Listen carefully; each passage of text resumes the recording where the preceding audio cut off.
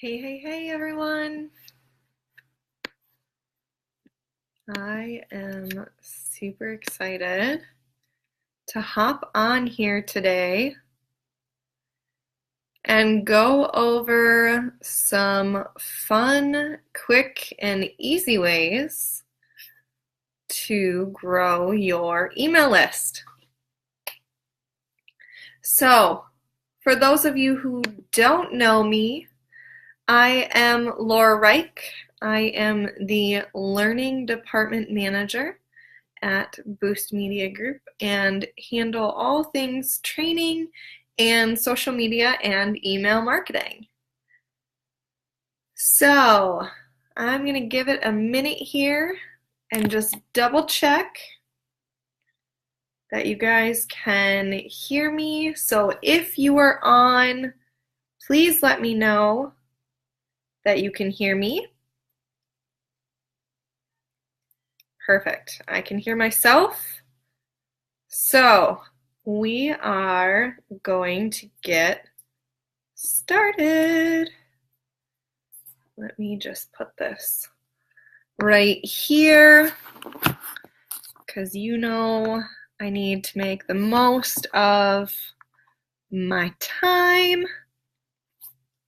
And so I'm also streaming on Instagram. How cool is that?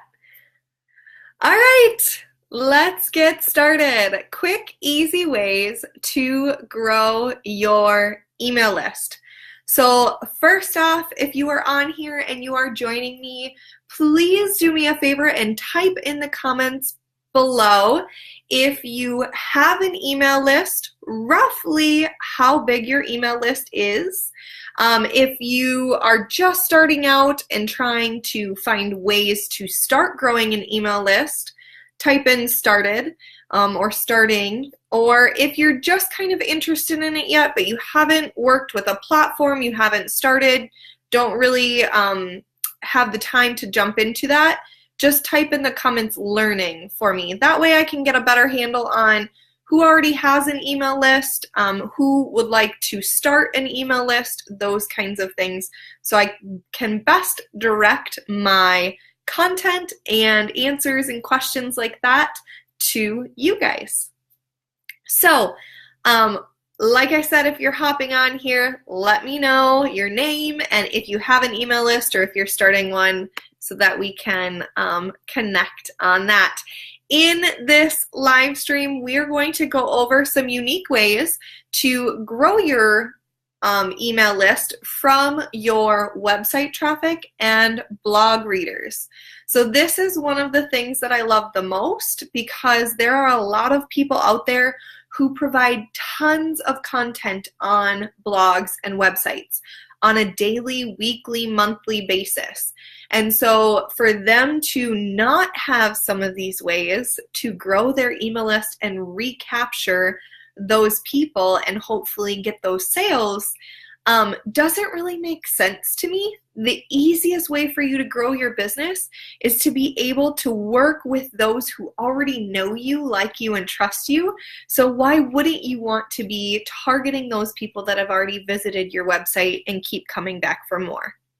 So we're going to go over some unique ways to be able to do that with the content you're already putting on your website and your blog.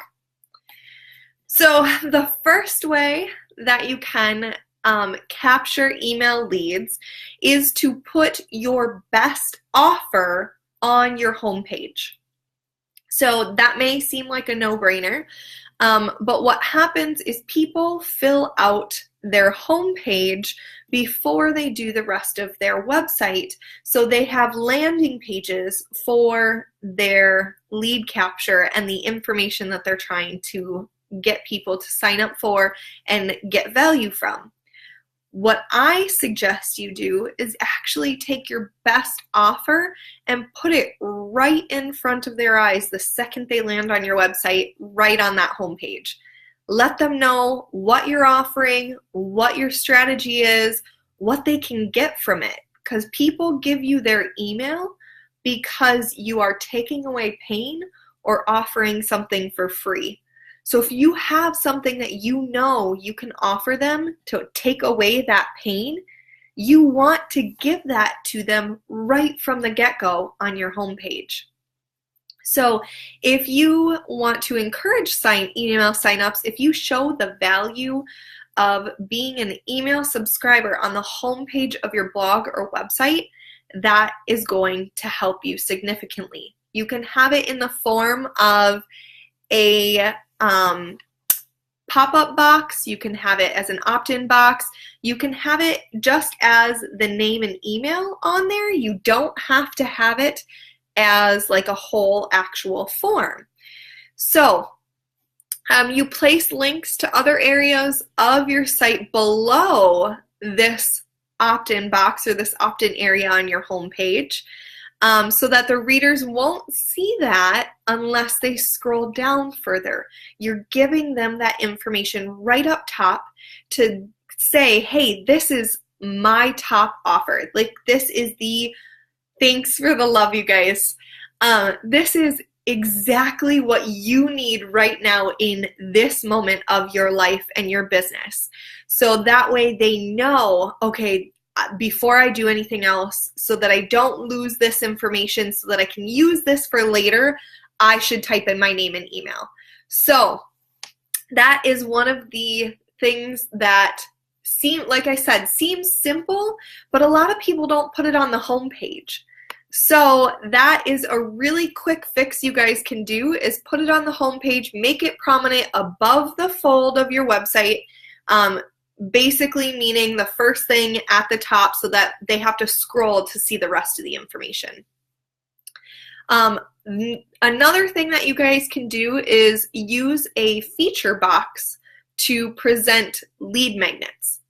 And so if you don't have a custom homepage or a custom website, first off, send us a message, let us know. We can definitely help you get one set up, but you don't have to have the resources to redesign your entire thing right away, right now. If that's something you want to budget for later, that's totally doable. You can add in a feature box for an opt-in form on your website. So a feature box is a little different. It's a designed box that exchanges a lead magnet for a new email address. So you typically place that feature box above the fold of your page, again, so it's immediately visible. But unlike entry pop-ups, like the first one we talked about, that's right there in front of their face, feature boxes won't actually interrupt the visitors from scrolling down the page and browsing your blog content. So you can put it on individual pages, you can put it on landing pages, you can put it on the blog post, right at the top of the blog post, you can put it right up there, and it just really helps enhance that. And then you will have, again, that offer to be able to give them that information. You want to make sure when you're doing these opt-in boxes, though, that you have a good opt-in offer. Like I said, it's got to take away pain or give away something for free. So one of the big things that I love doing is a free email course. People are always consuming information. That's why they land on your website in the first place. So if you offer them a way to train them how to better their business or their services or their offerings, then you can get their name and email and then sell them later on down the road with something you have to offer, because you're giving them that free email course. You're showing them you're knowledgeable, you're trustworthy, and then at the end of that, you would have something that you sell them on. So there is a really cool plugin that you can do if you are on WordPress. It's called Plug Matter opt-in feature box, or you could do Thrive Leads for plugins. I personally used OptimizePress. It's a WordPress plugin, but you can also use it for the full development of your WordPress website as well, which is what I personally do. And then we have other things like you can use opt-in boxes like this on ClickFunnels and Blogger and all the different types of websites that are out there. If you just look for opt-in when you're searching plugins, it'll give you a list of them that you can find. So the third one that I can talk about today is one of my all-time favorites. This is one that I think a lot of people miss the mark on. And so I would love to know if you guys are watching live or replay, if you have a blog. Do me a favor and type blog in the comments if you currently offer content or have a blog and are blogging on a daily, weekly, monthly basis, or just kind of whenever you can get to it. Type blog in the comments for me below. One of my absolute favorite ways to collect emails is on my blog. So, yeah, way to go, Reese. Awesome, awesome, you guys. Okay, I got a couple people over here and a couple people over here saying blog. That's awesome. So, really quick, really simple. You can go to any of the image creation websites that are out there, PicMonkey, Canva, and create a very simple image and use that as a content upgrade in your blog. What I mean by that is you give them that free material, that lead magnet, the offer that's going to take away pain. Maybe you give them an analysis of their SEO, which, by the way, we do. Maybe you need someone to review your social media profiles to make sure that they're up to snuff and reaching those potential customers. You can give those things away, you can feature them, whatever, but what I love to do is I create a little graphic that has a catchy title on there and then a button on it that says click here. And so that image won't actually click and open up like a name and email capture, but what it will do is it allows you to link to an external page or form. And so now you have this branded, beautiful graphic in the middle of your blog. I mean, you could put it 3 paragraphs in, you could put it all the way down at the bottom, doesn't matter. You test it out and see where it works best for you on your blog posts. But when they click it, they go to your offering. It could be a sales page. It could be a lead magnet page, which is what I suggest, meaning you're giving them something in return for their name and email. It could be another blog that maybe is capturing their attention that's more specifically to what you want them to go to down that funnel. Again, my suggestion is that lead magnet to get their name and email, but you could do that on the second page. So the blog post doesn't have to always have that opt-in form box on there, but you could do content upgrades where it says like, hey, this blog about Pinterest is super awesome, but if you're still confused or you need more hand-holding or you want more training, click over here and let's work together. Or maybe it's click over here and try my free 5-day course that I'm going to offer you via email. Things like that. You could even do, hey, sign up here and I'll send you 3 videos teaching you how to optimize your keywords on your website. Whatever it is, if you have this content upgrade in your blog posts, then what you can do is send people to your blog posts. While they're consuming that information, they're getting to know you better. They're starting to trust you more. They're seeing the value behind your knowledge. And then you ask for their name and email. It's really cool. You can use these blog posts as retargeting as well with certain ads. So if you are trying to grow your email list specifically, let's say we'll go back to this Pinterest thing, and you're trying to grow your email list because you're going to launch a Pinterest course. Well, you can set up ads for the blog posts that you have written on Pinterest and different things you wanted to show them on Pinterest to show them that value.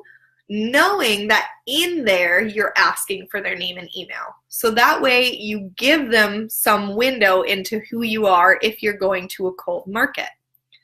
So one person that I know does a really good job with this is Michael Hyatt. He offers his readers a list of literary agents as a bonus to an article that he did. So it's valuable material for the readers that he has, and it's relevant to the topic of that specific article, and it does really well for him. So when the readers click on a link, you could have it as a text-based link. You could do Canva or PicMonkey images, but then it either opens up that landing page to ask for their name and email, or you can, again, do a pop-up box asking for their name and email. So there's a couple different ways you can do that. If you're thinking, okay, I really need emails and I really need to grow, but she keeps talking about offering valuable information, taking away that pain, or offering something for free, I don't have anything like that, you can think about other things that you've done for clients in the past. Excuse me. One of the things that I thought was really cool is a client of mine was very specific in a niche for music talent. And so she wanted to work with people who were guitar trainers. And so they would teach you how to play guitar. But they had a Facebook page that wasn't doing really well. That is a very, very specific targeted audience. So she was struggling to grow her email list because she didn't know what to offer people in a lead capture form. What she ended up doing, which was so cool, we worked on all of us together, and we helped her come up with a video that she had recorded with that person's permission and gave that as a freebie to show how they could use these tips and tricks that she discussed with a different trainer on their page for other trainers. So repurposing that content, you guys, that you may already have, they could be instructional videos that you've done with other people. There could be checklists, just a really quick checklist you create and let them know the steps they need to do something. Like I know we have content out there that we put out there for what to do after publishing a blog post and where to share it to. We also have content out there for how to manage Facebook Live videos. And so we can use those as freebies. What you do is you just take it off the public view, and then you say, hey, this was up for a while and it got tons of views and people loved it, so I wanted to offer it to you now. You can do a list of resources, infographics, a PDF version of your blog article that maybe was really well. So think of those things because you can choose a bonus or content bonus, however you want to call it, that is highly relevant to the topic of your blog article and use that. You don't have to create scratch. You can repurpose things that you've already created. So keep that in mind as well. And then one of the last things that I'll give you guys is something that a lot of people say, like half the people say yes to it, half the people say no, I'm not into that, but it's a pop-up box. And I prefer not to do pop-up boxes right away from the get-go of my website. But what I do like to do is an exit pop-up box. So I would like to know, if you're with me here right now, live or on the replay, do you like pop-up boxes or do you not? And why? Type it in the comments, yes or no. If you have a quick second, tell me why you may or may not like them. So although people do say they hate pop-ups, there are a lot of studies out there, you guys, that are stating how effective they are for collecting email addresses, especially when they're designed well and have a strong, engaging title and offer to you.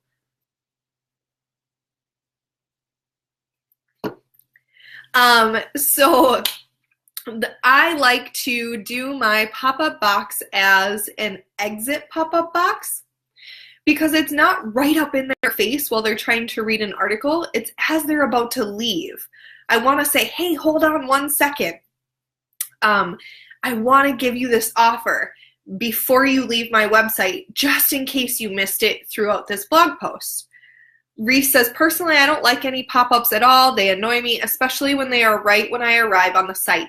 Correct. I personally don't like them right when I arrive on the site. I think it's a nuisance. But with that being said, they have been extremely,